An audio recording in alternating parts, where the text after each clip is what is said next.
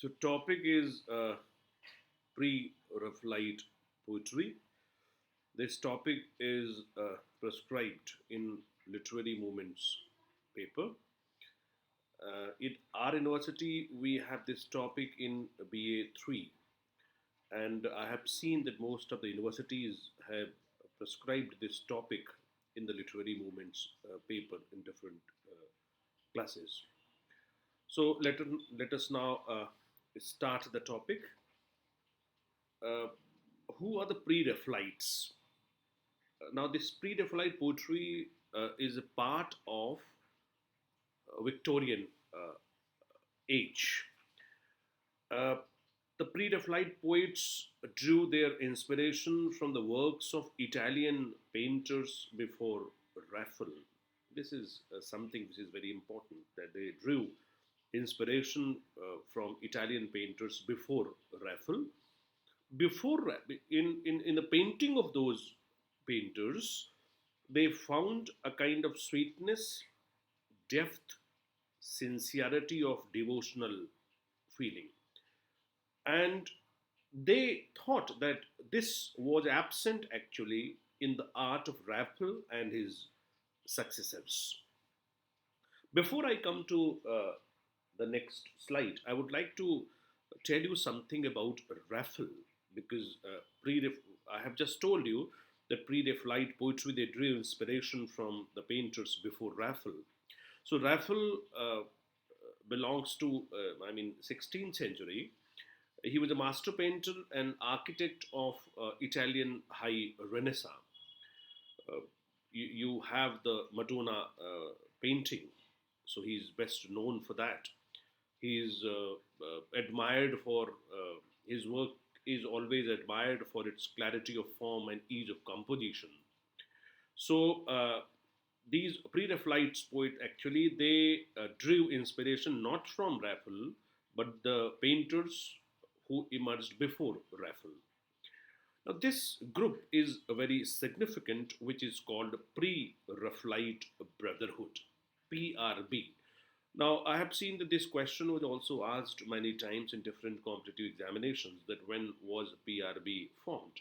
So, it was in 1848 that PRB, Pre Raphaelite Brotherhood, was formed in England by three young painters, including D.G. Rossetti. Uh, its fundamental mission was to purify the art of its time by returning to the example of medieval and early Renaissance painting. Now, the life of this brotherhood was very short, uh, but this kind of movement actually it had its influence on the aesthetic movement, symbolism, and arts and crafts movement of 20th century. When we study 20th century literature, we'll find the influence of that. The original members of this group were D.G. Rossetti, Holman Hunt, J. Millay, and later on it was joined by William Morris and A.C. Swinburne. Whenever we are going to discuss about pre-Raphaelite poetry, then we'll mention the name of D.G. Rossetti, William Morris, and A.C. Swinburne. So these are actually the painters who were the part of PRB. What was the basic purpose of these painters? They sought to escape from the world of vulgar realities to a land of beauty, art, and loveliness, where they could satisfy their urge for art and creation of beautiful things. Now, you see this in this slide. Actually, I have tried to show how Ruskin influenced the pre-Raphaelite work. Uh, the fortunes of the movement turned in 1851 when the most powerful critic of the era, that is John Ruskin. Now, John Ruskin uh, had a very good impact, you see, on the poetry of these pre-Raphaelites, and modern painters can be taken an example of that. Now, originally, it was a movement for the regeneration of painting on the models of early Italian Renaissance, Italian painters before Raphael. As I told you in the previous slide, that being dissatisfied with Raphael's loftiness of conception and perfection of technique, they thought of the early Italian painters having simplicity and natural grace. This was actually the point which you have to mention, that they just wanted to have simplicity and natural grace. They drew inspiration from Italian painters before Raphael, and that is why they are called Pre-Raphaelite poets. Here it is written movement. This was the movement, Pre-Raphaelite movement, and this was the Pre-Raphaelite poetry because they drew inspiration from Italian painters before Raphael. What are the major characteristics of Pre-Raphaelite poetry? Now, as I told you that this group, this movement could not last for a very long time. It started in 1848, and it roughly you know goes to the turn of the century. Now, the first and the most important characteristic is break with tradition. They revolted against the tradition. Now, the poetry of the Pre-Raphaelite poets, as I told you, that the important poets are Rossetti, Morris, and Swinburne. So, the poetry of these Pre-Raphaelite poets was a revolt and reaction against the conventionality of poetry represented by Tennyson. The poets of the school revolted against the idea of harnessing the youth of the poetry to the service of social and political problems of the age.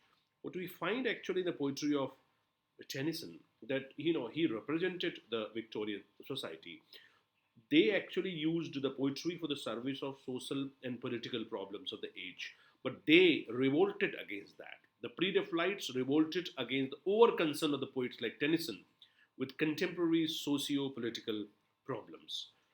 Consequently, none of the Pre-Raphaelites concerns himself with sordid realism and the mundane issues of his day, but escapes to a dream world of his own making. That is something which is very important. That they made a break with the tradition. What was the tradition actually in the Victorian age? Uh, Poets like Tennyson actually they were very much concerned with socio-political problems of the time, but these poets actually they wanted to escape themselves to the dream world, and they did not want to show any kind of concern with the sordid reality of the time. Second is a reaction against art for life's sake theory. That is more or less the same as I just told you. That they reacted against the art for, if we have actually we have two kinds of schools. I mean, writers who are writing for the sake of the society, representing the society. They're the part of art for life's sake. But if art is meant only for the art's sake, it is art for art's sake. So these pre-Raphaelite poets were above all artists. They propagated or they promoted art for art's sake, and they reacted against art for life's sake. They had no morality to preach, no reforms to introduce through the medium of the poetry. Third is the perfection in form and finish. Now they aimed both in poetry and painting at perfect form and finish. A strong conception of scene and situation, precise delineation, lavish imagery, wealth of detail, or are their distinguishing characteristics? They are basically the poet painters. Their poetry is actually in the form of the painting because they give beautiful delineation with lavish imagery, wealth of details is there. Return to medievalism is another important quality of pre-Raphaelite poetry. Now, to escape from the darkness and ugliness of contemporary society, they turned their eyes to the good old days of medievalism, when chivalry and knighthood, adventure and heroism were in the air. Now, Rossetti was the hero of this return to medievalism for poetic inspiration. If you look at his poems, the most important poem like the Blessed Damozel or Sister Helen, they are medieval in outlook and form. The Blessed Damozel is equally inspired by the Divine Comedy by Dante. If you look at the poetry of Christina Rossetti, the Goblin Market, her poem, this is steeped in medievalism and supernaturalism. Christina Rossetti is also grouped in the group of these poets. So, medievalism or love for Middle Ages is one of the important characteristics of pre-Raphaelite poetry. Now, fondness for pictorial quality. These poets are the pictorial artists. Uh, you know, their paintings as well as poems were symphonies in color. Their works appear to be rhythmic pageant of color. Pre-Raphaelite poets painted their pictures as in frescoes and mosaic work, finishing each portion with elaborate care. So when you read their poetry, you'll find out how picturesque, how pictorial the poetry is. Richness in melody. Now, pre-Raphaelite poetry is rich in melody, most mellifluous, lyrical. The free flow of the swift moving lines is remarkable in Swinburne. Swinburne is supreme melodist among the pre-Raphaelite poets. The flow of musical language in Swinburne is racy and profuse. And with him, we seem to be gliding in a river of music and melody.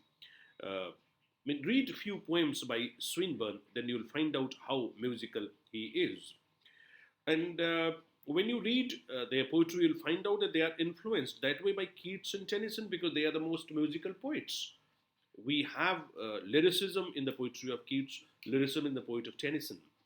And in other way, you can say that this movement was actually direct and legitimate development of the Romantic Revival, because Romantic Revival movement, we find the poetry of Keats and we find the music and melody in his poetry. Now, next important feature is revival of biblical themes. Now, biblical themes is also a very important characteristic of pre-Raphaelite poetry. You can take the example of Christina Roggetti's poem Eve, where the biblical theme is the subject matter. It was set in the biblical era, and it deals with the banishment of Adam and Eve from the Garden of Eden. Now, next is sensuousness. You have already studied Romantic Revival poets, and you must have seen the poetry of John Keats, how sensuous it is. Now, Roggetti is supposed to be the great sensuous poet, and other poets are also very sensuous, but Roggetti's poetry is very much sensuous in nature. Now, you see, if you have some, if you read some important poems by Roggetti, and some lines, if you take, for example, in one poem, he says, visible silence. In one poem, he says, I heard her tears. So, visible silence and I heard her tears, they are the examples of, sensuousness, because all the senses are, active, as we find in the poetry of John Keats in Ode on Grecian, and he says, heard melodies are sweet, but those unheard are, sweeter. So, all the senses are very active in their poetry. Now, who are the prominent poets? D.G. Roggetti is a very important pre-Raphaelite poet. He's a painter and poet, as I told you, leader of pre-Raphaelite Brotherhood, PRB. Now, both his painting and writing are characterized by mysticism, filled with rich, sensuous imagery and vivid detail. So these are the three important characteristics in the poetry of Roggetti: mysticism, sensuous imagery, vivid detail. Now, you see, he is also acknowledged as the master of the ballad and sonnet forms.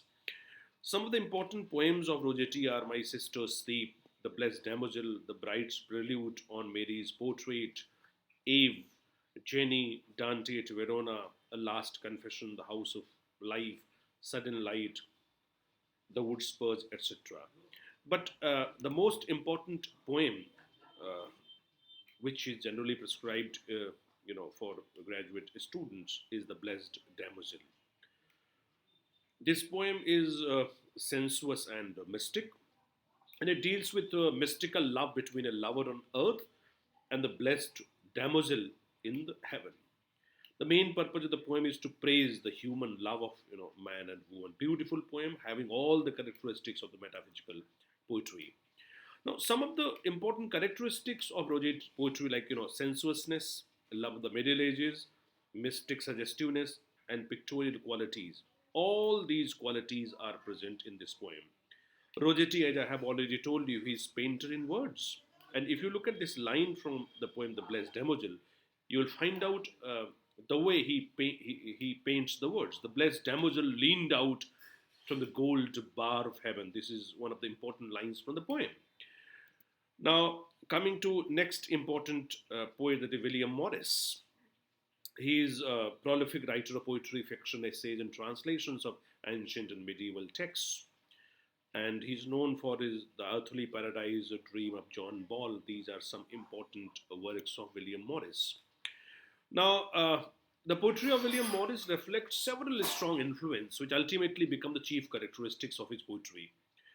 If you look at the chief characteristics of his poetry, you'll find out that love of beauty, its fine landscapes and music. These are some important, characteristics. Morris derived his love of the Middle Ages from the Pre-Raphaelite Brotherhood and his skill in narrative form from, Chaucer.